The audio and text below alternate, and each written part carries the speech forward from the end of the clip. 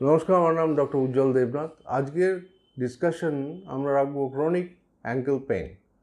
অনেক ইয়াং মেয়ে বা ছেলেরা আসেন যাদের একটা অ্যাঙ্কেল ইঞ্জুরির হিস্ট্রি থাকে, হঠাৎ করে টুইস্টিং হয়ে যায়, যার ফলে এই যে অ্যাঙ্কেল জয়েন্টটা, এটা হচ্ছে ফুট, তার উপরে এই অ্যাঙ্কেল জয়েন্ট, এখানে হয়তো লিগামেন্ট থাকে অনেকগুলো, ল্যাটারাল লিগামেন্ট, মিডল লিগামেন্ট।